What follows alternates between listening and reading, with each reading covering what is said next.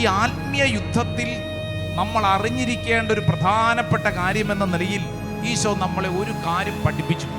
വെള്ളിയാഴ്ച ദിവസം ഇവക്ക് എന്തോ കീറിയ പോലെയാ സംസാരിച്ചു വന്നപ്പോഴത്തേക്ക് ഈ കൊച്ചിന്റെ തലയിൽ ഒരു ചിന്തയുണ്ട്.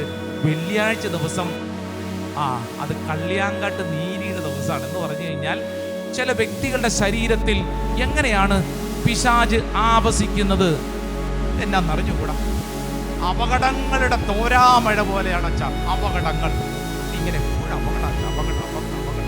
രോഗപീഠകൾ ഉണ്ടാകുമ്പോൾ ആദ്യം ചെയ്യേണ്ട കാര്യം നന്നായിട്ട് പ്രാർത്ഥിക്കണം.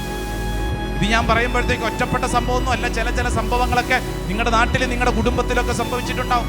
നമുക്ക് തന്നെ സംഭവിക്കുന്നുണ്ട്. ചില പ്രലോഭനത്തിൽ വീഴല്ലേ, ദുഷ്ടനിൽ നിന്ന് രക്ഷിക്കണേന്ന്.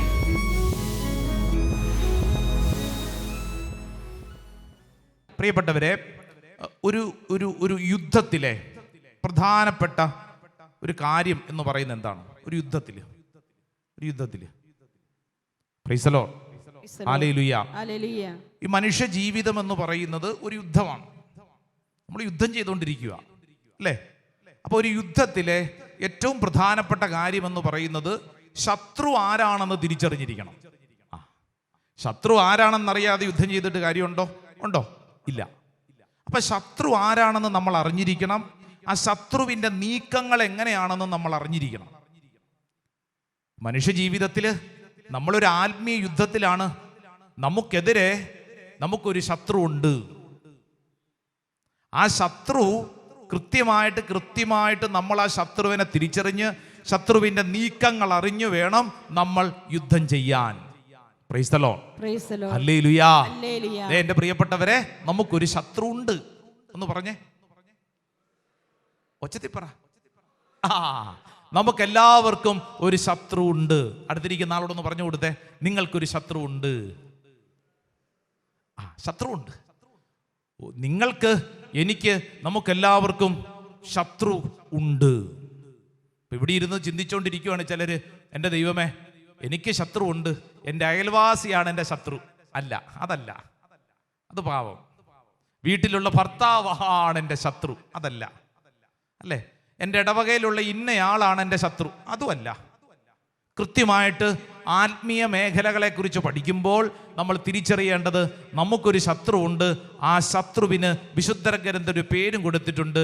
അത് ദുഷ്ടൻ, പിശാച് എന്നാണ്. പിശാച്, സാത്താൻ. Praise the Lord, hallelujah.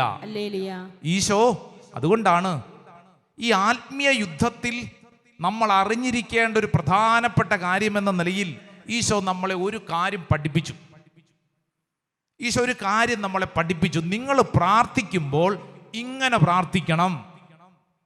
നമ്മുടെ ശിഷ്യന്മാരുണ്ടല്ലോ, ഈശോയുടെ അടുക്കെ ചെന്ന് ചോദിച്ച ഏക കാര്യം എന്താ?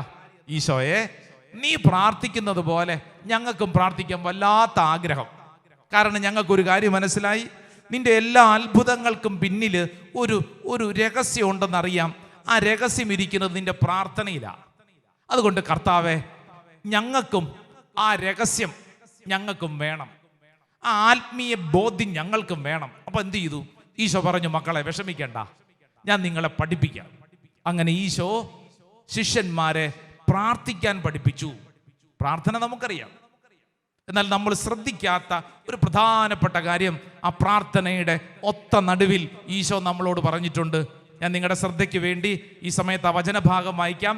ബൈബിൾ ഉള്ളവര് ദയവ് ചെയ്ത് ബൈബിൾ തുറക്കൂ. മത്തായിയുടെ സുവിശേഷം 6-ാം അധ്യായം 11 മുതലുള്ള വചനം. 11 മുതൽ നമ്മൾ 15 വരെ വായിക്കാൻ പോവുക. Saint Matthew's gospel chapter 6 verse 11 to 15. 6-ാം അധ്യായം 11 മുതൽ 15 വരെയുള്ള വചനങ്ങളുടെ ഒത്ത നടുവിൽ ഈശോ നമ്മൾ ശ്രദ്ധിക്കേണ്ട ഒരു കാര്യം കൃത്യമായി നമ്മളെ പഠിപ്പിച്ചിട്ടുണ്ട്. നമ്മൾ പലപ്പോഴും ശ്രദ്ധിക്കാറില്ല. നമുക്ക് ഈ വചനം ഒന്ന് കേൾക്കാം. അന്നന്ന് വേണ്ട ആഹാരം ഇന്ന് ഞങ്ങൾക്ക് നൽകണമേ. എല്ലാ ദിവസവും പ്രാർത്ഥിക്കുന്ന പ്രാർത്ഥനയാണല്ലോ, അന്നന്ന് വേണ്ട ആഹാരം ഇന്ന് ഞങ്ങൾക്ക് തരണമേ. എന്നിട്ട് ഞങ്ങളുടെ കടക്കാരോട് ഞങ്ങൾ ക്ഷമിച്ചതുപോലെ ഞങ്ങളുടെ കടങ്ങൾ ഞങ്ങളോട് ക്ഷമിക്കണമേ. കറക്റ്റ്. അടുത്തത്, ഞങ്ങളെ പ്രലോഭനത്തിൽ ഉൾപ്പെടുത്തരുത്, തിന്മയിൽ നിന്ന് ഞങ്ങളെ രക്ഷിക്കണമേ. ശ്രദ്ധിച്ചോ? ഞങ്ങളെ പ്രലോഭനത്തിൽ ഉൾപ്പെടുത്തരുതേ, തിന്മയിൽ നിന്നും ഞങ്ങളെ രക്ഷിക്കണമേ. എന്നിട്ട് വായിച്ചേ തുടർന്നുള്ളത് വചനം. മറ്റുള്ളവരുടെ തെറ്റുകൾ നിങ്ങൾ ക്ഷമിക്കുമെങ്കിൽ യെസ്, സ്വർഗസ്ഥനായ നിങ്ങളുടെ പിതാവ് നിങ്ങളോടും ക്ഷമിക്കും. മറ്റുള്ളവരോട് നിങ്ങൾ ക്ഷമിക്കുകയില്ലെങ്കിൽ നിങ്ങളുടെ പിതാവ് നിങ്ങളുടെ തെറ്റുകളും ക്ഷമിക്കുകയില്ല. ഹല്ലേലൂയാ. ഹല്ലേലൂയാ. ദേ ശ്രദ്ധിച്ചേ, ഈശോ നമ്മളെ പ്രാർത്ഥിക്കാൻ പഠിപ്പിച്ചപ്പോൾ ഈശോ പറഞ്ഞ ആദ്യത്തെ കാര്യം, മക്കളെ നിങ്ങൾ പ്രാർത്ഥിക്കുമ്പോൾ നിങ്ങൾ പ്രാർത്ഥിക്കണം, സ്വർഗസ്ഥനായ ഞങ്ങളുടെ പിതാവേ, അന്നന്ന് വേണ്ട ആഹാരം ഞങ്ങൾക്ക് വേണം, അന്നന്ന് വേണ്ട ആഹാരം ഞങ്ങൾക്ക് വേണം. എന്നിട്ട് ക്ഷമയെക്കുറിച്ചൊക്കെ പറഞ്ഞിട്ട് മുമ്പോട്ട് നീങ്ങി ആ 13-ാമത്തെ വചനം ഒന്നും കൂടെ ശ്രദ്ധിച്ചേ. 13-ാമത്തെ വചനം ഒന്നും കൂടെ ശ്രദ്ധിച്ചേ. വചനം പറയുന്നു, ഞങ്ങളെ പ്രലോഭനത്തിൽ ഉൾപ്പെടുത്തരുതേ, തിന്മയിൽ നിന്നും ഞങ്ങളെ രക്ഷിക്കണമേ. ഞങ്ങളെ പ്രലോഭനത്തിൽ ഉൾപ്പെടുത്തരുതേ. എന്നിട്ട് എന്താ പറഞ്ഞിരിക്കുന്നത്? തിന്മയിൽ നിന്നും ഞങ്ങളെ രക്ഷിക്കണമേ. ബൈബിളിൻ്റെ താഴെ വശത്ത് അതിൻ്റെ ഫുട് നോട്ടിൽ ഒരു കാര്യം എഴുതിയിട്ടുണ്ട്. തിന്മയിൽ നിന്ന് എന്നുള്ള വാക്കിനുണ്ടല്ലോ, ഗ്രീക്ക് മൂലപദം ദുഷ്ടനിൽ നിന്ന് എന്നാണ്. എന്തിൽ നിന്നാണ്? ദുഷ്ടനിൽ നിന്ന് എന്നാണ് എഴുതിയിരിക്കുന്നത്. എന്ന് പറഞ്ഞു കഴിഞ്ഞാൽ സാത്താനിൽ നിന്ന് എന്നെ രക്ഷിക്കണമേ. അപ്പൊ നമ്മൾ പ്രാർത്ഥിക്കേണ്ട ഒരു പ്രാർത്ഥന ഈശോ പറയുവാണ്, പ്രലോഭനത്തിൽ എന്നെ ഉൾപ്പെടുത്തരുതേ, തിന്മയിൽ നിന്ന്, ദുഷ്ടനിൽ നിന്ന്, സാത്താനിൽ നിന്ന് എന്നെ കാത്തുകൊള്ളണമേ. ഹല്ലേലൂയാ. വലതുകരം സ്വർഗത്തിലേക്കൊന്ന് ഉയർത്തിപ്പിടിച്ചെന്ന് പ്രാർത്ഥിച്ചേ. പ്രലോഭനത്തിൽ പ്രലോഭനത്തിൽ എന്നെ ഉൾപ്പെടുത്തരുതേ, ദുഷ്ടനിൽ നിന്ന്, സാത്താനിൽ നിന്ന് എന്നെ രക്ഷിക്കണമേ. ഹല്ലേലൂയാ. എന്നും പ്രാർത്ഥിക്കേണ്ട ഒരു പ്രാർത്ഥന ഈശോ നമ്മളെ പഠിപ്പിക്കുകയാണ്. എന്താ പ്രാർത്ഥന?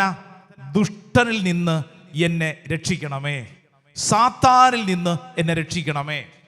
പ്രത്യേകിച്ച് ഈ കാലഘട്ടത്തിൽ അത്രമേൽ ശക്തമായി നമ്മൾ പ്രാർത്ഥിക്കേണ്ട ഒരു പ്രാർത്ഥനയാണ് ഈശോ നമ്മളിപ്പോൾ ഓർമ്മപ്പെടുത്തി നൽകുന്നത്. ദുഷ്ടനിൽ നിന്ന്, സാത്താനിൽ നിന്ന് എന്നെ രക്ഷിക്കണമേ. സ്വരമുയർത്തി പറഞ്ഞ ഹല്ലേലൂയാ, ഹല്ലേലൂയാ, ഹല്ലേലൂയാ, ഹല്ലേലൂയാ. എൻ്റെ പ്രിയപ്പെട്ടവരെ, ഈ വചനം നമ്മൾ ഇങ്ങനെ വായിച്ചു കൊണ്ടിരിക്കുമ്പോൾ എന്നെ കേൾക്കുന്ന ഓരോരുത്തരും ശ്രദ്ധിക്കേണ്ട വളരെ പ്രധാനപ്പെട്ടൊരു കാര്യം, നമ്മുടെ എല്ലാവരുടെയും ജീവിതത്തിൽ നമ്മൾ ഈ പ്രാർത്ഥന എന്നും എപ്പോഴും ആവർത്തിച്ച് നമ്മൾ പ്രാർത്ഥിക്കണം. കാരണം എന്നാണെന്നറിയോ? പലതരത്തിലുള്ള ദുഷ്ടന്റെ പീഡകൾ നമ്മളൊക്കെ അനുഭവിക്കുന്നുണ്ട്. പലതരത്തിലുള്ള ദുഷ്ടന്റെ പീഡകൾ നമ്മളെല്ലാവരും അനുഭവിക്കുന്നുണ്ട്. ശരിയാണോ? Yes or no? യെസ്. പലതരത്തിലുള്ള ദുഷ്ടന്റെ പീഡകൾ നമ്മളെല്ലാവരും അനുഭവിക്കുന്നുണ്ട്. ഇത് നമ്മൾ പഠിക്കാൻ പോവാം. അല്പസമയം നിങ്ങൾ ശ്രദ്ധിക്കണം. ചിലരൊക്കെ എന്തിനും ഏതിനും എവിടെയും നോക്കിയിട്ട് മുഴുവൻ പിശാചാണ് എന്ന് പറയുന്നൊരു പ്രതിഭാസമുണ്ട്, അല്ലേ? ഒരു പക്ഷെ നിങ്ങളുടെയൊക്കെ ജീവിതത്തിലും ചിലപ്പോൾ ചില തകർച്ചകളും രോഗങ്ങളും പീഡകളൊക്കെ വരുമ്പോൾ ഒരു പക്ഷെ ചിലരൊക്കെ വന്നിട്ട് പറയും, ഇത് പിശാചാണ്, ഇത് പിശാചാണെന്നൊക്കെ പറയാം. അപ്പൊ നമ്മൾ ഒരു ദൈവമകനും ദൈവമകളും കൃത്യമായിട്ട് തിരിച്ചറിയണം. ഈ പൈശാചിക ബാധ, പൈശാചിക പീഡ, അത് എങ്ങനെയാണ് നമുക്ക് തിരിച്ചറിയാൻ പറ്റുന്നത്? നമുക്ക് തിരിച്ചറിയാൻ പറ്റണം. കാരണം വിശുദ്ധ ഗ്രന്ഥത്തിൽ അതിനുള്ള ചില മേഖലകൾ കൃത്യമായി നമ്മളെ പഠിപ്പിച്ചിട്ടുണ്ട്. Praise the Lord. Hallelujah, hallelujah. അതായത് ചില പൈശാചിക പീഡകളെ, പൈശാചിക ബാധകളെ കൃത്യമായി തിരുവചനത്തിന്റെ വെളിച്ചത്തിൽ നമ്മൾ അല്പസമയം പഠിക്കാൻ പോവാം. അങ്ങനെ പഠിച്ചാൽ നമുക്കെന്താ ഗുണമെന്ന് വെച്ച് കഴിഞ്ഞാൽ, നമ്മുടെ അനുദിന ജീവിതത്തിൽ കൃത്യം വ്യക്തമായി ഈ പൈശാചിക ബാധകളെയും മേഖലകളെയും പീഡകളെയും തിരിച്ചറിഞ്ഞ് നമുക്ക് യുദ്ധം ചെയ്യാൻ നമുക്ക് ശക്തി ലഭിക്കും. വലതുകരം ഉയർത്തി പറഞ്ഞ ഹല്ലേലൂയാ, ഹല്ലേലൂയാ, ഹല്ലേലൂയാ, ഹല്ലേലൂയാ. ശ്രദ്ധിച്ചേ, 4 തരത്തിലാണ് വിശുദ്ധ ഗ്രന്ഥത്തിൽ പൈശാചിക പീഡകളെ, പൈശാചിക ബാധകളെ അവതരിപ്പിച്ചിരിക്കുന്നത്. പഠിക്കണം. നോട്ട് ബുക്കൊക്കെ ഉണ്ടെങ്കിൽ നോട്ട് ബുക്കിലൊക്കെ എഴുതിയെടുത്ത് പഠിക്കണം. കേട്ടല്ലോ? ഓൺലൈനൊക്കെ പങ്കെടുക്കുന്നവർ ശ്രദ്ധിക്കുക, ബൈബിളും നോട്ട് ബുക്കൊക്കെ എടുത്ത് വെക്കണം. എന്നിട്ട് ഇത് പഠിക്കണം. എന്തിനാണെന്ന് പറഞ്ഞു കഴിഞ്ഞാൽ, ഞാൻ നേരത്തെ പറഞ്ഞതുപോലെ നമ്മുടെ അനുദിന ജീവിതത്തിൽ നമുക്ക് ചില കാര്യങ്ങൾ മനസ്സിലാകുന്നതിന്, നമുക്ക് തിരിച്ചറിയുന്നതിന് അത് ഇടവരുത്തും. Praise the Lord. Praise the Lord. Hallelujah. Hallelujah. സ്വന്തം പറഞ്ഞ hallelujah, hallelujah. Hallelujah, hallelujah. Hallelujah. Hallelujah. പ്രിയപ്പെട്ടവരെ, പൈശാചിക പീഡകൾ, പൈശാചിക ബാധകൾ 4 തരത്തിലെന്ന് പറഞ്ഞു. അതിൻ്റെ ഒന്നാമത്തെ മേഖല വിശുദ്ധ ഗ്രന്ഥം പഠിപ്പിക്കുന്നത് എന്നറിയാവോ? ചില വ്യക്തികളിൽ പിശാച് ആവസിക്കും. ചില വ്യക്തികളിൽ പൈശാചികമായ ബാധ അത് ആ വ്യക്തികളിൽ ആവസിക്കും, പൊസസ് ചെയ്യുമെന്ന് പറയും. പിശാച് ചില വ്യക്തികളുടെ ശരീരത്തിൽ പൈശാചികമായൊരു പീഡയായി ആ വ്യക്തികളുടെ ശരീരത്തിലേക്ക് പ്രവേശിക്കും.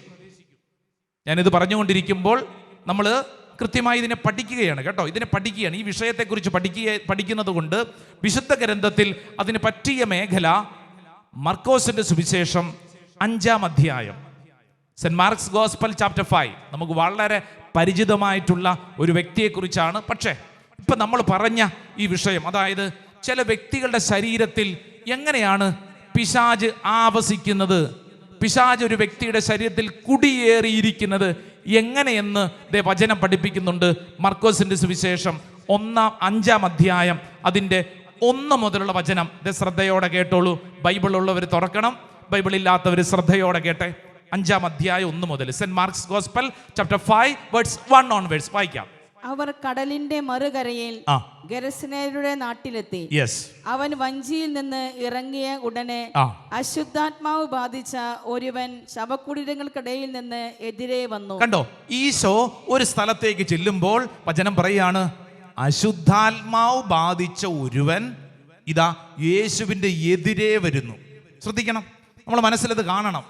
ഈശോ ഇതാ വഞ്ചിയിൽ നിന്ന് ഇറങ്ങി ഒരു ദേശത്തേക്ക് ചെന്നപ്പോൾ യേശുവിന്റെ എതിരെ ഒരുത്തം വരുവാണ്. അവന്റെ പ്രത്യേകത എന്താ? അശുദ്ധാത്മാവ് ബാധിച്ച, ഹീസ് പൊസസ്ഡ്, അശുദ്ധാത്മാവ് ബാധിച്ച ഒരുവൻ എതിരെ വരുന്നു. എന്താ അവന്റെ പ്രത്യേകത? ഒന്ന് വായിച്ചേ. ശവകുടീരങ്ങൾക്കിടയിൽ താമസിച്ചിരുന്ന അവനെ ചങ്ങല കൊണ്ട് പോലും ബന്ധിച്ചിടാൻ കഴിഞ്ഞിരുന്നില്ല. കണ്ടോ, അപ്പൊ വചനം പറയാണ്, ഈ അശുദ്ധാത്മാവിന്റെ പ്രത്യേകത എന്താ? ഇത് അവന്റെ ശരീരത്തില് കുടിയേറിയത് കൊണ്ട് ചങ്ങല കൊണ്ടുപോലും ബന്ധിച്ചിടാൻ പറ്റിയില്ല. ചങ്ങല കൊണ്ടുപോലും ബന്ധിച്ചിടാൻ പറ്റിയില്ല. ഇത് പറയുമ്പോഴത്തേക്ക് നിങ്ങൾ ശ്രദ്ധിക്കണം. ഒരുപക്ഷെ നിങ്ങളുടെ ജീവിതത്തിൽ എപ്പോഴെങ്കിലുമൊക്കെ ഏതെങ്കിലുമൊക്കെ മേഖലകളിൽ, ശുശ്രൂഷ മേഖലകളിലെങ്കിലുമൊക്കെ ഇങ്ങനെയുള്ള ചില കേസുകൾ കണ്ടിട്ടുണ്ടാവും. നരുന്ത് പോലത്തെ ചെറുക്കനായിരിക്കും, പൈശാചിക പീഡ കയറി കഴിഞ്ഞാൽ ഇവനെ 10 പേര് പിടിച്ചാലും പറ്റുന്നില്ല. കാരണം ഒരു അമാനുഷികമായ ശക്തി ഇവന്റെ ശരീരത്തിൽ പ്രവർത്തിക്കുന്നു, അമാനുഷികമായ ശക്തി. അതുകൊണ്ട് ബൈബിൾ പറയുന്നത് ചങ്ങലയൊക്കെ കൊണ്ട് കെട്ടിയിട്ടാലുണ്ടല്ലോ അവനത് പൊട്ടിച്ചു കളയും. എന്നിട്ട് അടുത്ത വചനം ഒന്ന് വായിച്ചേ. പലപ്പോഴും അവനെ കാൽവിലങ്ങുകളാലും ചങ്ങലകളാലും ബന്ധിച്ചിരുന്നെങ്കിലും അവൻ ചങ്ങലകൾ വലിച്ചു പൊട്ടിക്കുകയും കാൽവിലങ്ങുകൾ തകർത്തു കളയുകയും ചെയ്തിരുന്നു. അവൻ തകർക്കും. കാര്യം അവന്റെ ശരീരത്തിൽ ഒരു തിന്മയുടെ ശക്തി, പൊസസ്ഡ്, അവന്റെ ശരീരത്തിൽ ഒരു തിന്മയുടെ ശക്തി ആവസിക്കുന്നു. എന്നിട്ട് അടുത്ത വചനം എന്താ? അവനെ ഒതുക്കി നിർത്താൻ ആർക്കും കഴിഞ്ഞിരുന്നില്ല. ശ്രദ്ധിച്ചേ, പൈശാചിക ബാധ ഒരു വ്യക്തിയുടെ ശരീരത്തിൽ കുടിയേറുമ്പോൾ സംഭവിക്കുന്ന കാര്യം, അവനെ ഒതുക്കി നിർക്കാൻ ആർക്കും സാധിക്കത്തില്ല. അവൻ അത്രമേലൊരു അമാനുഷികമായ ശക്തി അവന്റെ ശരീരത്തിൽ പ്രവർത്തിക്കാൻ തുടങ്ങും. Price the Lord. ഹല്ലേലൂയ. എന്നിട്ട് 1-2 വചനം കൂടെ ഒന്ന് വായിച്ചേ. രാപ്പകൽ അവൻ കല്ലറകൾക്കിടയിലും മലകളിലും ആയിരുന്നു. ഇവന്റെ വാസം എവിടെയാ? രാപകൽ എവിടെയാ? രാത്രിയും പകലും ഒക്കെ അവൻ മലകൾക്കിടയിൽ അവിടെ ഇവിടെയൊക്കെ ഒളിച്ചു കിടക്കുക. എന്നിട്ട് അവൻ അലറി വിളിക്കുകയും കല്ലുകൊണ്ട് തന്നെ മുറിപ്പെടുത്തുകയും ചെയ്തിരുന്നു. ശ്രദ്ധിച്ചോ, അവന്റെ പ്രത്യേകതയാണ് അവൻ അലറി വിളിക്കും. വീട്ടിലൊക്കെ അലറി വിളിക്കുമ്പോ സൂക്ഷിക്കണം കേട്ടല്ലോ. അലറി വിളിക്കുന്ന സൂക്ഷിക്കണം, അതത്ര നല്ല സുഖമുള്ള കാര്യമല്ലെന്നാണ് ബൈബിൾ പറയുന്നത്. അവൻ അലറി വിളിക്കുകയും കല്ലുകൊണ്ട് തന്നെ വേദനിപ്പിക്കും, മുറിപ്പെടുത്തും. അപ്പൊ അവൻ എന്ത് പറ്റും? അവൻ ആഹ്ലാദിക്കും. സ്വന്തം ശരീരത്തെ മുറിപ്പെടുത്തുമ്പോൾ അവൻ ആഹ്ലാദം. കാരണം അവന്റെ ശരീരത്തിൽ, അവന്റെ ബോഡിയിൽ ഒരു ഈവിൾ സ്പിരിറ്റ് പൊസസ്ഡ്, അവന്റെ ശരീരത്തെ അവൻ മുറിപ്പെടുത്തുന്നു. ഞാൻ ഒരു സ്കൂളിൽ, ഇപ്പോഴൊന്നും അല്ല, കുറെ നാളുകൾക്ക് മുമ്പ് ഒരു സ്കൂളിൽ കുട്ടികൾക്ക് വേണ്ടി ഒരു ധ്യാനത്തിന് പോയപ്പോൾ അവിടുത്തെ സിസ്റ്റർ 8-ാം ക്ലാസ്സിൽ പഠിക്കുന്ന ഒരു ചെറുക്കൻ, 8-ാം ക്ലാസ്സിലാണ് പഠിക്കുന്നത്, ഇവനെയും കൊണ്ടുവന്നു. പിന്നെ മുഖത്ത് നോക്കിയാൽ തന്നെ അറിയാം ഒരു വല്ലാത്തൊരു പൈശാചികത അവൻ്റെ മുഖത്തുണ്ട്. അവനിങ്ങനെ അസ്വസ്ഥനാണ്, അലസനാണ്. അവൻ്റെ ശരീരം നോക്കിയപ്പോൾ അവിടെ ഇവിടെയൊക്കെ ഉണ്ടല്ലോ, അവൻ്റെ ഈ സ്കൂളിൽ പഠിക്കുന്ന കോമ്പസ് ഉണ്ടല്ലോ, ഈ കോമ്പസ് കൊണ്ട് ഇവനിങ്ങനെ സ്വന്തം ശരീരത്തിൽ കുത്തും. എന്നിട്ട് ശരീരത്തിൽ ബ്ലഡ് വരുമ്പോൾ ഈ ചെറുക്കന് സന്തോഷം. അവൻ അവിടെ കിടന്നുകൊണ്ട് എന്നൊക്കെ പറയും. 8ാം ക്ലാസ്സിൽ പഠിക്കുന്ന ചെറുക്കൻ. അതിന് പിന്നിൽ ചില കാരണങ്ങളൊക്കെ ഉണ്ട്. ഇവൻ്റെ അവസ്ഥ എന്ന് പറഞ്ഞാൽ വളരെ ഡേഞ്ചറസ് സിറ്റുവേഷനാണ്. മറ്റുള്ളവരെ അല്ല ഇവൻ നശിപ്പിക്കുക, ഇവൻ സ്വയം നശിപ്പിക്കുക. ഇവൻ സ്വന്തമായിട്ട് ശരീരത്തിലെ കോമ്പസ് കൊണ്ട് കുത്തി ബ്ലേഡ് കൊണ്ടൊക്കെ വരയ്ക്കുക. സ്വയം നശിക്കുന്ന അവസ്ഥ സംഭവിക്കാം. അപ്പോൾ വചനം പഠിപ്പിക്കുകയാണ്. നിങ്ങൾക്കറിയാം, സമയം കിട്ടുമ്പോൾ നിങ്ങൾ ഈ മർക്കോസിന്റെ സുവിശേഷം 5-ാം അധ്യായം ഒന്ന് എടുത്ത് വായിച്ചാൽ 1, 2, 3 അങ്ങനെ തുടങ്ങി ചില ഘട്ടം ഘട്ടമായി ചില കാര്യങ്ങൾ ഒരു വ്യക്തിയുടെ ശരീരത്തിൽ തിന്മ പ്രവേശിക്കുമ്പോൾ സംഭവിക്കുന്ന കാര്യങ്ങളെ കുറിച്ച് വിശദമായിട്ട് രേഖപ്പെടുത്തിയിട്ടുണ്ടെന്ന് വായിച്ചോ. എന്തിനാണ് ഇത്? വായിച്ചു പഠിച്ചാൽ നിനക്ക് നാളെ ഒരു കാര്യം വന്നാൽ, ഒരു വിഷയത്തോട് ബന്ധപ്പെട്ട് നിനക്ക് കൃത്യമായിട്ട് തിരിച്ചറിയാൻ പറ്റുന്നേ ഇതങ്ങനെയാണല്ലോ. Praise the Lord, hallelujah. ഇത് പഠിക്കുമ്പോൾ ശ്രദ്ധിക്കേണ്ട മറ്റൊരു കാര്യം കൂടെ പറയട്ടെ. നമ്മുടെയൊക്കെ നാട്ടിൽ കാണുന്ന, നമ്മളൊക്കെ ഒരുപക്ഷെ ചില പൈശാചിക ബാധയാണെന്നൊക്കെ പറയുന്ന ഒട്ടുമുക്കാലും കേസുകൾ മാനസിക രോഗപീഠകളുടെ ഭാഗമാണ് കേട്ടോ. എല്ലാം നിങ്ങൾ പൈശാചിക ബാധകളാണെന്ന് പറയരുത്. ഒട്ടുമുക്കാലും കേസുകൾ മാനസികമായിട്ടുള്ള ഒരു ഭാരത്തിന്റെ ഭാഗമായിട്ട് അവർക്കിങ്ങനെ സംഭവിക്കാം. കാരണം നമ്മുടെയൊക്കെ നാടിൻ്റെ ഒരു കൾച്ചർ എന്ന് പറയുന്നത് ഒത്തിരി കഥകളും ഉപകഥകളും സിനിമകളും സീരിയലും ഒക്കെ നിറഞ്ഞു നിൽക്കുന്നതാണ്. സ്വാഭാവികമായിട്ട് സംഭവിക്കുന്ന കാര്യം, ഈ കണ്ടതും കേട്ടതുമൊക്കെ ഈ തലയ്ക്കകത്തോട്ട് കയറിയിരിക്കും. എന്നിട്ട് മറ്റൊരു വ്യക്തിയായിട്ടൊക്കെ നടക്കാനുള്ള ചില സ്വാഭാവികമായ ശൈലികൾ നമുക്കുണ്ടാവും. നമ്മുടെയൊക്കെ നാട്ടിൽ അങ്ങനെയാണല്ലോ. വെള്ളിയാഴ്ച എന്ന് പറഞ്ഞാൽ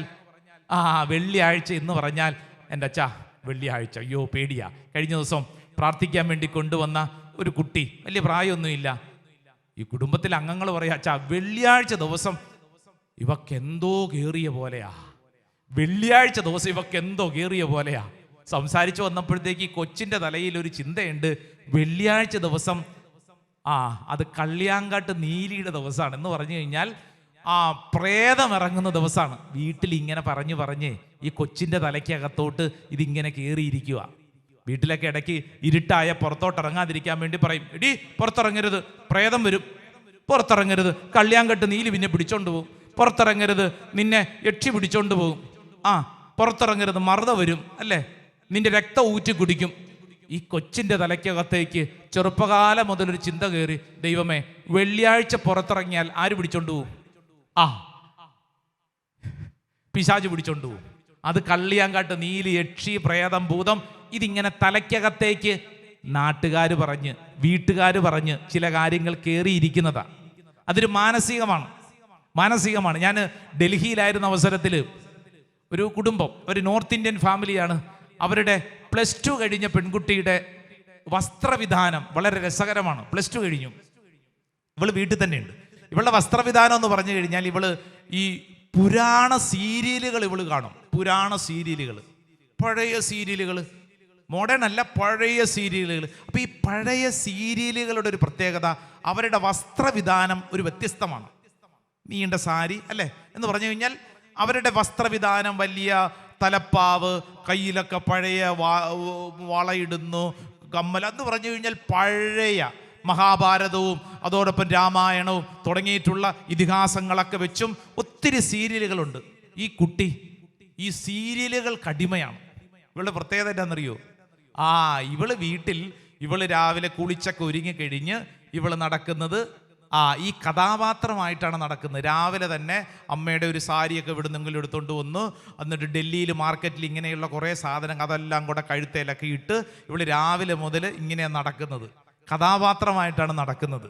അപ്പോൾ ഇവൾക്ക് വേണ്ടി പ്രാർത്ഥിക്കാൻ കൊണ്ടുവന്നപ്പോൾ ഇവരുടെ മാതാപിതാക്കൾ പറഞ്ഞു, അച്ചോ പിശാച് ബാധയാണ് അച്ഛാ, അല്ലെങ്കിൽ പിന്നെ ഇവൾ ഇങ്ങനെ ചെയ്യുമോ?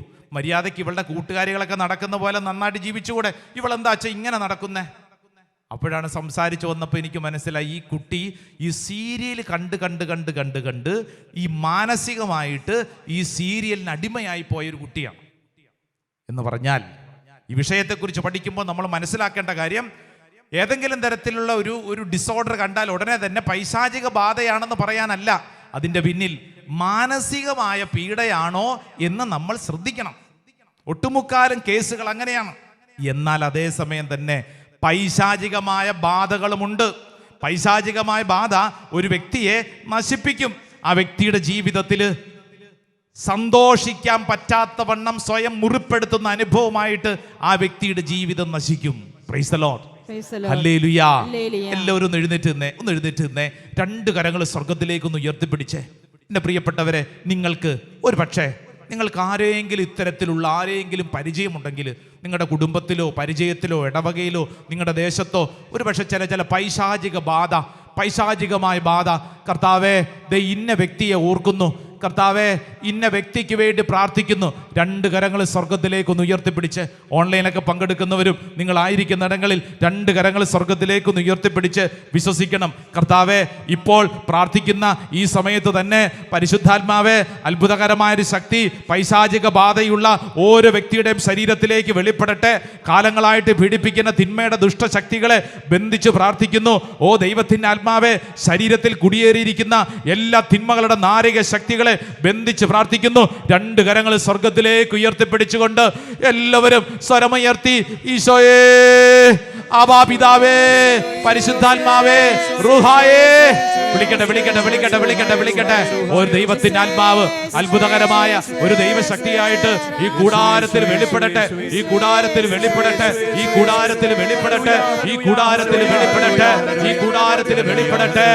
ആരാധന. ഹല്ലേലൂയ.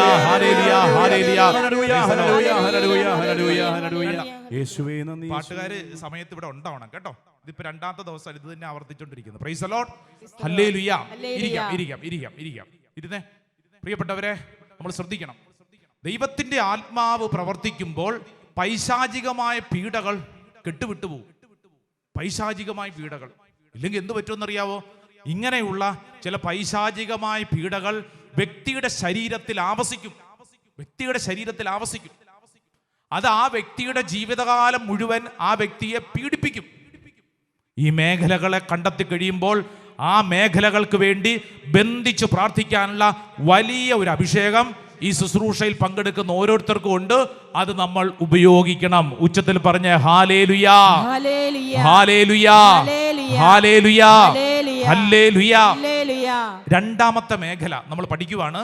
പൈശാചികമായിട്ടുള്ള ഒരു ബാധയുടെ ഒരു മേഖല, അത് ശല്യപ്പെടുത്തൽ എന്നാണ്.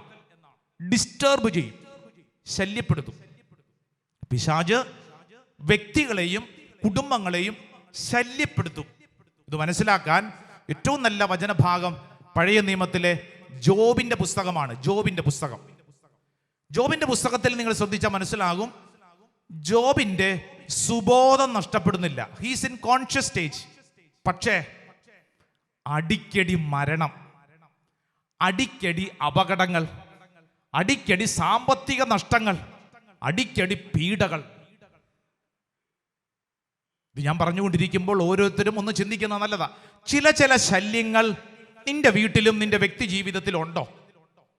ചില ശല്യങ്ങൾ അതിങ്ങനെ ശല്യപ്പെടുത്തുന്നു, ഒരു സ്വസ്ഥത നൽകത്തില്ല. അടിക്കടി ചില പീഡകൾ. കഴിഞ്ഞ ദിവസം പ്രാർത്ഥിക്കാൻ വന്ന ഒരു ചേട്ടൻ പറയും, എൻ്റെ അച്ഛാ എന്നാന്നറിഞ്ഞുകൂടാ, അപകടങ്ങളുടെ തോരാമഴ പോലെയാണ് അച്ഛാ അപകടങ്ങൾ. ഇതിങ്ങനെ എപ്പോഴും അപകടം, ഒരു മര്യാദയില്ല. വിചാരിക്കാത്ത തരത്തിൽ ചില തടസ്സങ്ങൾ അങ്ങോട്ട് വന്ന് കയറുക. വിചാരിക്കുന്ന തടസ്സമാണ് മര്യാദയുണ്ട്. ഇത് വിചാരിക്കാത്ത തരത്തിൽ ചില തടസ്സങ്ങൾ. അത് കാരണം അച്ഛാ സ്വസ്ഥതയില്ല. പ്രിയപ്പെട്ടവരെ, ഒരു പൈശാചിക പീഡ അതിൻ്റെ പിന്നിലില്ലേ എന്ന് നമ്മൾ ധ്യാനിക്കണം. ഈ വചന ശുശ്രൂഷയിൽ പങ്കെടുക്കുന്ന ഓരോരുത്തരും ചിന്തിക്കുക, നിന്റെ വ്യക്തിപരമായ ജീവിതത്തിലും കുടുംബത്തിലുമൊക്കെ അനുഭവപ്പെടുന്ന ചില തടസ്സങ്ങളുടെ കാരണം അതെവിടുന്ന, എന്തുകൊണ്ട് അങ്ങനെ സംഭവിക്കുന്നു? നമ്മൾ മാനുഷികമായിട്ട് ചിന്തിച്ചുകൊണ്ട് അതങ്ങനെ സംഭവിച്ചു ഇങ്ങനെ സംഭവിച്ചു, ശരിയാണ്. പക്ഷേ നീ ഓർത്തോണേ, ഒരു ആത്മീയ വ്യക്തി എന്ന നിലയിൽ നീ ആ വിഷയത്തെ കൈകാര്യം ചെയ്യുമ്പോൾ അതിൻ്റെ പിന്നിൽ ചില ആത്മീയമായിട്ടുള്ള തകർച്ചകൾ, പൈശാചികമായ ഒരു പീഡയുണ്ടെന്ന് വിശുദ്ധ ഗ്രന്ഥം പഠിപ്പിക്കുക. ജോബിന്റെ പുസ്തകത്തിൽ ജോബിനെ കുറിച്ച് പറയുമ്പോൾ ജോബിനുണ്ടായിരുന്ന സമ്പത്ത്, ജോബിനുണ്ടായിരുന്ന മക്കളും കുടുംബവും ഒക്കെ എല്ലാം ഇങ്ങനെ സാവധാനം ചിതറിക്കപ്പെടുന്നൊരവസ്ഥ. ഈ ശുശ്രൂഷയിൽ പങ്കെടുക്കുന്ന അനേകരുടെ കുടുംബത്തിൽ അങ്ങനെ ഉണ്ടോ? ദൈവത്തിന് മുമ്പിൽ സമർപ്പിക്കണം. കർത്താവേ, ഈ വിഷയത്തിൽ അത്ഭുതകരമായൊരു വിടുതൽ നമുക്ക് വേണം. ഒന്ന് എഴുന്നേറ്റ് നിന്നേ, ദൈവസന്നിധിയിൽ ഒന്ന് എഴുന്നേറ്റ് നിന്നേ. 2 കരങ്ങൾ സ്വർഗത്തിലേക്കൊന്ന് ഉയർത്തിപ്പിടിച്ചേ. എൻ്റെ പ്രിയപ്പെട്ട സഹോദര സഹോദരി, നിന്റെ കുടുംബത്തിൽ ഒരുപക്ഷെ അടിക്കടി അപകടങ്ങൾ, അടിക്കടി മരണങ്ങൾ, അടിക്കടി സാമ്പത്തിക തകർച്ചകൾ, കുടുംബത്തിൽ ഒരു കാരണവുമില്ലാതെ വഴക്ക്, വക്കാണം, കുടുംബത്തിലെ ചില തടസ്സങ്ങൾ വിചാരിക്കുന്നില്ല, പക്ഷെ ഇതിങ്ങനെ സംഭവിക്കുന്നു. 2 കരങ്ങൾ സ്വർഗത്തിലേക്ക് ഉയർത്തിപ്പിടിച്ച് ഈ നിമിഷം പ്രാർത്ഥിക്കുമ്പോൾ, ഓ ദൈവത്തിൻ്റെ ആത്മാവേ, അത്ഭുതകരമായൊരു ദൈവശക്തി ഈ ദൈവ മക്കളിലേക്ക് വെളിപ്പെടട്ടെ. ഓൺലൈൻ പങ്കെടുക്കുന്ന ദൈവജനത്തിന്റെ പക്കലേക്ക് ഇതാ ജോബിന്റെ ജീവിതത്തിൽ സംഭവിച്ച എല്ലാ തകർച്ചകളെയും ബന്ധിച്ച് പുറത്താക്കിയ ദൈവശക്തി ഇപ്പോൾ ഈ ദൈവ മക്കളിലേക്ക് വെളിപ്പെടാൻ വേണ്ടി 2 കരങ്ങൾ സ്വർഗത്തിലേക്ക് ഉയർത്തിപ്പിടിച്ചുകൊണ്ട് ഇതാ റൂഹായേ കാറ്റായി വീശണമേ. പ്രാർത്ഥിക്കട്ടെ.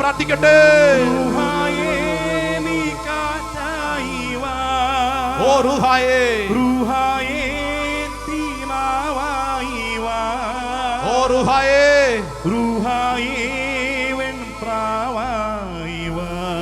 ഓ ഹോളി സ്പിരിറ്റ്, എല്ലാ തടസ്സ പീഡകളെയും ബന്ധിച്ച് പ്രാർത്ഥിക്കുന്നു. 2 കരങ്ങളും ഉയർത്തി വിളിക്കട്ടെ. റൂഹായേ,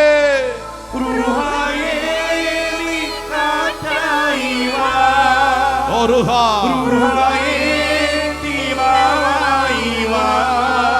ഓ റൂഹാ,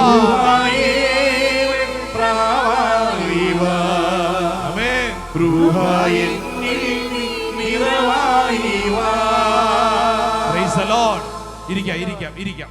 പ്രിയപ്പെട്ടവരെ, 3ാമത്തെ മേഖല എന്ന് പറയുന്നത് രോഗബാധയാണ്, രോഗപീഠകൾ. ഇത് പഠിക്കണം. ഫിസിക്കൽ, ശാരീരികമായ ചില രോഗപീഠകൾ. ഇത് മനസ്സിലാക്കാൻ 2 വചനഭാഗങ്ങൾ നമ്മൾ വായിക്കുകയാണ്. ഒന്ന്, ലൂക്കായുടെ സുവിശേഷം 13-ാം അധ്യായം അതിന്റെ 10 മുതലുള്ള വചനം ഒന്ന് വായിച്ചാലോ? ലൂക്സ് ഗോസ്പൽ ചാപ്റ്റർ 13, 13-ാം അധ്യായം അതിന്റെ 10 മുതലുള്ള വചനത്തിൽ ഒരു സ്ത്രീയെ കുറിച്ചാണ് എഴുതിയിരിക്കുന്നത്. ഒരു സ്ത്രീയെ കുറിച്ച് വായിച്ചോളൂ. ഒരു സാബത്തിൽ അവൻ ഒരു സിനഗോഗിൽ പഠിപ്പിച്ചു കൊണ്ടിരുന്നു. 18 വർഷമായി ഒരു ആത്മാവ് ബാധിച്ച് രോഗിണിയായി നിവർന്നു നിൽക്കാൻ സാധിക്കാത്ത വിധം കൂനിപ്പോയ ഒരുവൾ അവിടെ ഉണ്ടായിരുന്നു. ശ്രദ്ധിച്ചോ, എത്ര വർഷം? 18 വർഷം. 1-2 അല്ല, 18 വർഷമായി കൂനിപ്പോയ ഒരുവൾ. ബൈബിൾ പറയുന്നു ഒരാത്മാവ് ബാധിച്ചിട്ട് കൂനിപ്പോയവൾ, ഒരാത്മാവ് ബാധിച്ചിട്ട് കൂനിപ്പോയവൾ എന്ന് പറഞ്ഞു കഴിഞ്ഞാൽ അതൊരു പീഡയാണ്. ദുരാത്മാവ് ബാധിച്ചിട്ട് കൂന്. ശാരീരികമായ രോഗപീഠകൾ പലതും നമ്മൾ മനസ്സിലാക്കണം. ഒരു പക്ഷേ അതൊരു പൈശാചിക പീഡകളുടെ ആക്രമണമാവാം. മറ്റൊരു വചനം വായിച്ചോളൂ. മത്തായിയുടെ സുവിശേഷം 17-ാം അധ്യായം, സെന്റ് മാത്യൂസ് ഗോസ്പൽ ചാപ്റ്റർ 17, 17-ാം അധ്യായം അതിൻ്റെ 14 മുതലുള്ള തിരുവചനം. നമ്മളവിടെ വായിക്കുന്നത് അപസ്മാര രോഗിയായ ഒരു ബാലനെ കുറിച്ചാണ്. മത്തായിയുടെ സുവിശേഷം 17-ാം അധ്യായം അതിൻ്റെ 14 മുതലുള്ള വചനം വായിക്കാം.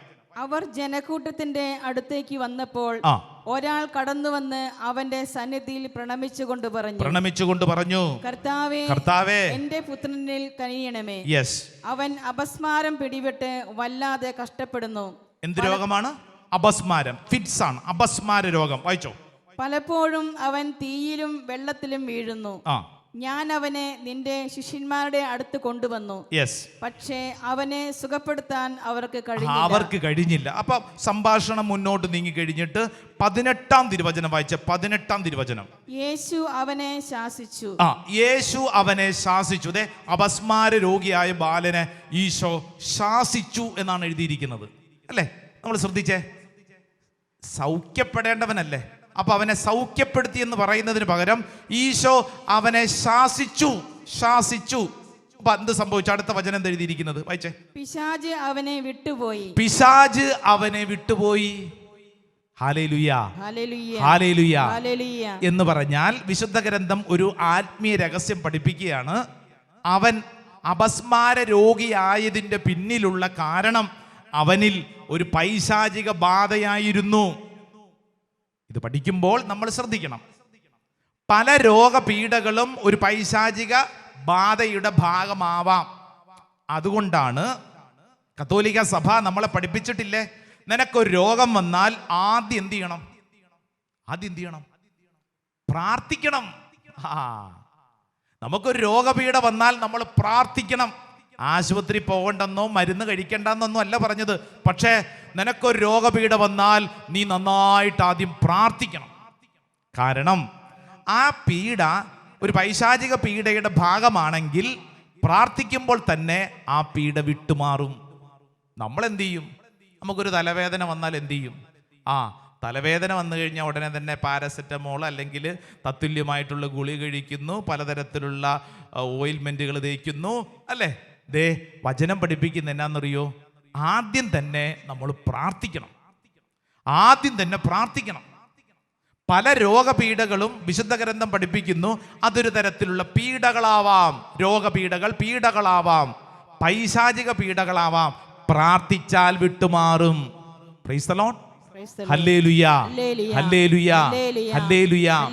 അതുകൊണ്ടാണ് ധ്യാന ശുശ്രൂഷയിലൊക്കെ നിങ്ങൾ ശ്രദ്ധിച്ചിട്ടില്ലേ, നാളുകളായി മരുന്ന് കഴിഞ്ഞിട്ടും മാറാത്ത ചില രോഗപീഠകൾ നമ്മൾ ഇങ്ങനെ ഈശോയെന്ന് വിളിച്ച് പ്രാർത്ഥിക്കുമ്പോൾ, വലിയൊരു ഡെലിവറൻസ് ശുശ്രൂഷയിൽ പങ്കെടുക്കുമ്പോൾ പെട്ടെന്ന് തന്നെ ആ മേഖലയിൽ വലിയ ഒരു ഡെലിവറൻസ് സംഭവിക്കുന്നു, സൗഖ്യം കിട്ടുന്നു.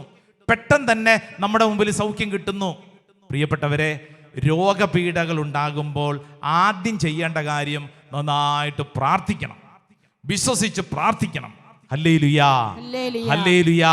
ഒന്ന് ചാടി ഒന്ന് എഴുന്നേറ്റ് നിന്നേ, എല്ലാവരും ഒന്ന് ചാടി എഴുന്നേറ്റ് നിന്നേ. 2 കരങ്ങൾ സ്വർഗത്തിലേക്ക് ഉയർത്തിപ്പിടിച്ച് കണ്ണുകൾ അടച്ചോളൂ. നമുക്കുള്ള എല്ലാ രോഗങ്ങളും ഒന്ന് സമർപ്പിച്ച്, അത് ഇപ്പോൾ നമുക്കുണ്ടായിരിക്കുന്നത് പൈശാചിക പീഡയുടെ ഭാഗമാണെങ്കിൽ, യേശുവേ ഇപ്പോൾ ഈ പ്രാർത്ഥനാ ശുശ്രൂഷ സമയത്ത് എൻ്റെ ശരീരത്തിലുള്ള കാലങ്ങളായിട്ടുള്ള എല്ലാ പീഡകളെയും യേശുവേ ബന്ധിച്ച് ഈ നിമിഷം പുറത്താക്കണമേ, വിശുദ്ധീകരിക്കണമേ, എൻ്റെ ശരീരത്തിന് സൗഖ്യം നൽകണമേ. ഓൺലൈനിലൊക്കെ പങ്കെടുക്കുന്നവർ നിങ്ങളായിരിക്കുന്നിടങ്ങളിൽ 2 കരങ്ങൾ സ്വർഗത്തിലേക്ക് ഉയർത്തിപ്പിടിച്ച് ഈ നിമിഷങ്ങളിൽ റുഹായെ എൻ്റെ ശരീരത്തിലേക്ക് അത്ഭുതകരമായൊരു ശക്തിയായിട്ട് വെളിപ്പെടണമേ എന്ന് ആഗ്രഹിച്ച് കരങ്ങൾ ഉയർത്തി വിളിക്കട്ടെ. റുഹായേ, റുഹായേ നീ കാറ്റായി വാ. ഓ റുഹാ, റുഹായേ നീ നാവായി വാ. ഓ റുഹാ, റുഹായേ പ്രാവായി വാ. ഓ റുഹാ, റുഹായിൽ നിറവായി വാ. ഓ റുഹാ. ശുശ്രൂഷ സമയത്ത് പ്രാർത്ഥിക്കുന്നു. രോഗപീഠകളുടെ മേൽ അധികാരമുള്ള കർത്താവേ, അത്ഭുതകരമായ ശക്തി ഓരോ വ്യക്തികളുടെ ശരീരത്തിലേക്ക് വെളിപ്പെടട്ടെ. രോഗപീഠ മൂലം അനുഭവിക്കുന്ന എല്ലാ ദുരിതങ്ങളെയും സമർപ്പിച്ച് പ്രാർത്ഥിക്കുന്നു. ഓ പരിശുദ്ധാത്മ ശക്തി വെളിപ്പെടട്ടെ. ആരാധന, ആരാധന, ആരാധന, ആരാധന, ആരാധന, ആരാധന. ഓ ദൈവത്തിന്റെ ആത്മാവ് വെളിപ്പെടട്ടെ, വെളിപ്പെടട്ടെ, വെളിപ്പെടട്ടെ, വെളിപ്പെടട്ടെ. ഒരു പുതിയ ശക്തി വെളിപ്പെടട്ടെ, ഈ കൂട്ടായ്മയിലേക്ക് വെളിപ്പെടട്ടെ. ആരാധന കർത്താവേ. ഓ ദൈവമേ, പ്രൈസ് ദി ലോർഡ്. ഇരിക്കാം. 4ാമത്തെ മേഖല പഠിച്ചുകൊള്ളൂ പ്രിയപ്പെട്ടവരെ. പ്രലോഭനങ്ങളാണത്. പ്രലോഭനങ്ങൾ എന്നൊക്കെ പറയുമ്പോഴത്തേക്ക് സാധാരണ മനുഷ്യ ജീവിതത്തിൽ പ്രലോഭനങ്ങളുണ്ട്, സ്വാഭാവികം.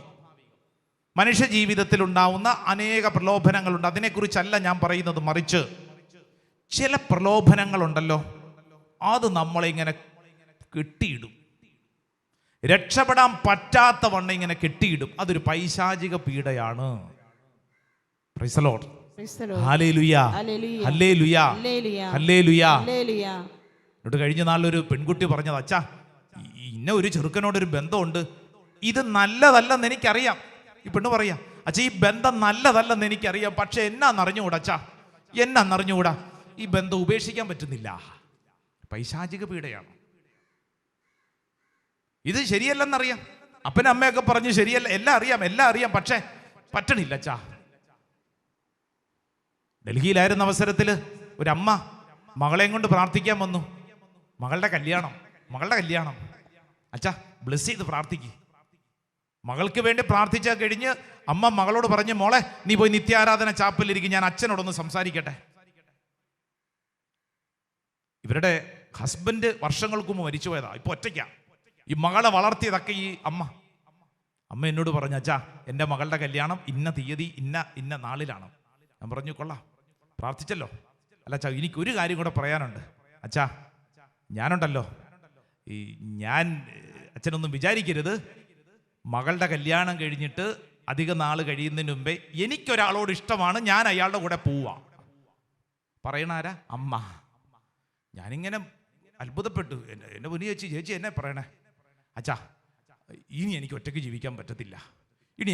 ജീവിക്കാൻ പറ്റത്തില്ല, ഞാൻ ഇന്നയാളോട്, അത് ഈ പറഞ്ഞ ചേച്ചി പറഞ്ഞ പ്രായം നോക്കുമ്പോഴത്തേക്ക് ഒരു 20 വയസ്സെങ്കിലും താഴെയുള്ള ഒരു ചെറുക്കൻ്റെ കൂട്ടത്തിൽ ഒളിച്ചോടാൻ തീരുമാനിച്ചിരിക്കുന്ന അമ്മ മകളുടെ കല്യാണം കഴിയാൻ വേണ്ടി വെയിറ്റ് ചെയ്യുക. ഞാൻ പറഞ്ഞു, എൻ്റെ മുന്നിൽ ചേച്ചി, ആ മകളുടെ കുടുംബം നാണക്കേട്, അതൊന്നും വിഷയമല്ല അച്ഛാ. കാര്യം മനസ്സിലാവുന്നുണ്ടോ? ഇതൊരു പൈശാചിക പീഡയാ. കാര്യത്തിൻ്റെ ഗൗരവമൊക്കെ അറിയാം. എന്നിട്ട് ഈ ചേച്ചി തന്നെ എന്നോട് പറയുക, അച്ഛൻ എനിക്കറിയാം, ഇതൊക്കെ അറിയാം, പക്ഷേ ഇത് പറ്റത്തില്ല, ഇനി എനിക്ക് അങ്ങനെ പറ്റത്തില്ല, എനിക്കിനി അവൻ്റെ കൂടെ ജീവിച്ചേ പറ്റൂ. തന്നേക്കാൾ 20 വയസ്സ് കുറവുള്ള ഒരു ചെറുക്കൻ്റെ കൂടെ ജീവിക്കാൻ വേണ്ടി തീരുമാനമെടുത്ത ഒരമ്മ. ഇത് ഞാൻ പറയുമ്പോഴത്തേക്ക് ഒറ്റപ്പെട്ട സംഭവമൊന്നും അല്ല. ചില സംഭവങ്ങളൊക്കെ നിങ്ങളുടെ നാട്ടിൽ നിങ്ങളുടെ കുടുംബത്തിലൊക്കെ സംഭവിച്ചിട്ടുണ്ടാവും. നമുക്ക് തന്നെ സംഭവിക്കുന്നുണ്ട്. ചില പ്രലോഭനങ്ങൾ നിയന്ത്രിക്കാൻ പറ്റുന്നില്ല. പ്രിയപ്പെട്ടവരെ, പൈശാചിക പീഡയായിട്ട് സംഭവിക്കാം. പൈശാചിക പീഡ ശുശ്രൂഷ മേഖലയിൽ സംഭവിക്കാം കേട്ടോ. ശുശ്രൂഷ മേഖലയിൽ വളരെ ശ്രദ്ധയുണ്ടാവണം. ശുശ്രൂഷ മേഖലയിലുള്ളവരാണ് പെട്ടെന്ന് പിശാചി പിടികൂടുന്നത്. ശക്തനായ ഒരു ആത്മായ വചന ശുശ്രൂഷകൻ എനിക്കറിയാം, കേരളത്തിലല്ല പുറത്താ. അയാളെ കാണണം, എന്നെ പവറാന്നറിയോ, സ്വരം, അയാളുടെ പെരുമാറ്റം തന്നെ ഇച്ചിരി റഫ് ആൻഡ് ടഫാണ്. സാധാരണ ഒരു മനുഷ്യൻ അയാളുടെ അടുക്കെ പോയിരുന്നുണ്ട്, കൊച്ചു വർത്താനത്തിനൊന്നും പോകത്തില്ല. ഭാര്യയുണ്ട്, ഇയാളുടെ അമ്മയുണ്ടായിരുന്നു, ഭാര്യയുണ്ട്, മക്കളുടെ കല്യാണം കഴിഞ്ഞു. അമ്മ കുറച്ചു നാളുകൾക്ക് മുമ്പ് മരിച്ചു. നല്ല അന്തസ്സുള്ള കുടുംബം. ഇയാളുടെ പെരുമാറ്റം തന്നെ റഫ് ആൻഡ് ടഫ്. കഴിഞ്ഞിടയ്ക്ക് ഒരു സുഹൃത്ത് വിളിച്ചിട്ട് പറഞ്ഞു, നീ അറിഞ്ഞോ? ഞാൻ പറഞ്ഞു, എന്തുവാ? ഇന്ന ബ്രദർ ഒരു പെൺകുട്ടിയുമായിട്ട് ഒളിച്ചോടിപ്പോയി. ഞാൻ പറഞ്ഞു, ഇതെങ്ങനെ? ഇതൊരു പൈശാചിക പീഡയാണ്. വിളിച്ച ബ്രദറെ, ആ ശുശ്രൂഷകനോട് പറയാ, അച്ഛാ ഇതൊരു പൈശാചിക പീഡയാണ് അച്ഛാ. അയാൾക്ക് തന്നെ 10-70 വയസ്സായി. തൻ്റെ മുമ്പിൽ കൗൺസിലിങ്ങിന് വന്ന ഒരു ചെറിയ പെൺകുട്ടിയുടെ കൂട്ടത്തിൽ ഒളിച്ചോടി പോയെന്ന്. ഞാൻ പറഞ്ഞു, അയാളെ പോലത്തെ റഫ് ആൻഡ് ടഫായിട്ടുള്ള ഒരു മനുഷ്യനോട് ഇത് ആര് വർത്തമാനം പറയാം? അതല്ലേ അച്ഛാ, അതൊരു പൈശാചിക പീഡയാ. ഞാനിത് പറയുമ്പോൾ ഓരോരുത്തരും ശ്രദ്ധിക്കണം. ചിലത് പൈശാചിക പീഡകളായി, ചില ബന്ധങ്ങൾ അങ്ങോട്ട് പൈശാചിക പീഡകളായിട്ട് പിടിക്കും. മദ്യപാനം ചിന്തിച്ചോ, ചിലർ കണ്ടിട്ടില്ലേ? മദ്യം കുടിച്ചില്ലെങ്കിൽ അവർക്ക് പറ്റത്തില്ല. ഞാനിത് പറയുന്നത് വല്ലപ്പോഴും കുടിക്കുന്നവരെ കുറിച്ചൊന്നല്ല, മറിച്ച് മദ്യം കുടിച്ചില്ലെങ്കിൽ അവന് പറ്റത്തില്ല, അവന് മദ്യം കുടിച്ചേ പറ്റൂ. He's addicted. ആ വ്യക്തി അതിന് പീഡിപ്പിക്കപ്പെട്ടുകൊണ്ടിരിക്കുക. ഒരു പൈശാചികത അതിൻ്റെ പിന്നിലുണ്ട്. മദ്യം മാത്രമല്ല, ഏത് കാര്യവും ചിന്തിച്ചോളൂ. ചില പ്രലോഭനങ്ങൾ അത്രമേൽ ശക്തമായിട്ട് പിടികൂടും. ഈശോ നമ്മളെ പ്രാർത്ഥിക്കാൻ പഠിപ്പിച്ചുകൊണ്ട് എന്താ പഠിപ്പിച്ചത്? പ്രലോഭനത്തിൽ വീഴല്ലേ, ദുഷ്ടനിൽ നിന്ന് രക്ഷിക്കണേന്ന്. ചാടി എഴുന്നേറ്റ് നിന്നേ, 2 കരങ്ങൾ സ്വർഗത്തിലേക്ക് ഉയർത്തിപ്പിടിച്ചേ. എൻ്റെ പ്രിയപ്പെട്ട സഹോദര സഹോദരി, പറയുന്ന എനിക്കും കേൾക്കുന്ന നിങ്ങൾക്കുമൊക്കെ ഇങ്ങനെയുള്ള ചില പ്രലോഭനത്തിൻ്റെ പീഡകളുണ്ട്. 2 കരങ്ങൾ സ്വർഗത്തിലേക്ക് ഉയർത്തിപ്പിടിച്ച് വിശ്വസിക്കണം. എൻ്റെ കർത്താവേ, ഈ ശുശ്രൂഷ സമയത്ത് എൻ്റെ വ്യക്തിപരമായ ജീവിതത്തിലുള്ള എല്ലാ പൈശാചികമായ പ്രലോഭനത്തിൻ്റെ മേഖലകളും, ദൈവം ആഗ്രഹിക്കാത്ത സന്തോഷം തേടിപ്പോകുന്ന എൻ്റെ സ്വഭാവത്തിന്റെ മേഖലകളെ കർത്താവ് വിശുദ്ധീകരിക്കണമേ. 2 കരങ്ങൾ സ്വർഗത്തിലേക്ക് ഉയർത്തിപ്പിടിച്ചുകൊണ്ട് പരിശുദ്ധാത്മാവേ, പരിശുദ്ധാത്മാവേ, കത്തിപ്പടരുന്ന അഭിഷേകം, റൂഹായേ, റൂഹായേ നീ കാറ്റായി വാ, റൂഹായേ തീമാവായി വാ, റൂഹായേ